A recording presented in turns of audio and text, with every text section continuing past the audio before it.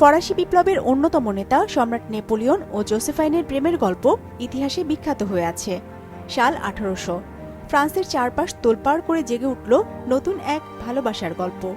প্রথম দেখাতেই অপরূপ সুন্দরী জোসেফাইনকে ভালোবেসে ফেলেছিলেন নেপোলিয়ন। অল্প সময়ের মধ্যে বিশ্বজয়ী এই মানুষটি জয় করে নেন জোসেফাইনের মন। তারপর প্রচণ্ড এক ভালোবাসায় মোড়া প্রেমের গল্পের শুরু। প্রথম দিকে জোসেফাইন রাজি ছিলেন না। এর আগে আলেকজান্ডার নামে এক ভদ্রলোকের সাথে বিয়ে হয় জোসেফাইনের। সেখানে 2 সন্তানের জন্মদান করেন জোসেফাইন। এক পর্যায়ে জোসেফাইন বুঝতে পারেন তার স্বামী অন্য কারোর সাথে সম্পর্ক রেখে চলেছে এবং সে পক্ষে সন্তানদেরও আবিষ্কার করেন তিনি।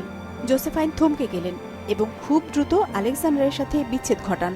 এরপর বেশ কয়েকবার এই দুজনের মিল হয়ে যাওয়ার খবর পাওয়া গেলেও শেষ অবধি সেটা আর হয়নি। 1794 সালে যুদ্ধাপরাধের দায়ে মৃত্যুদণ্ড হয় আলেকজান্ডারের। জোসেফাইনকেও 4 মাস জেল খাটতে হয় তখন। এরপর বারাসের সাথে সম্পর্কে জড়ান জোসেফাইন। সেখান থেকেই তার পরিচয় হয় তখনকার জাতীয় বীর নেপোলিয়নের সাথে।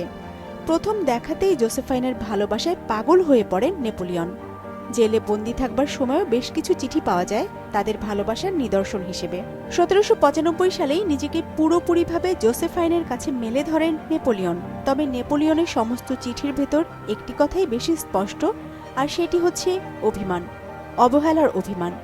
চিঠিতে নেপোলিয়নের প্রতি জোসেফাইনের অবহেলার কথা জানা যায়। প্রচণ্ড ভালোবাসার মানুষটির কাছ থেকে একটু অবহেলা পেলেও সেটা পাহাড় সমান মনে হয়।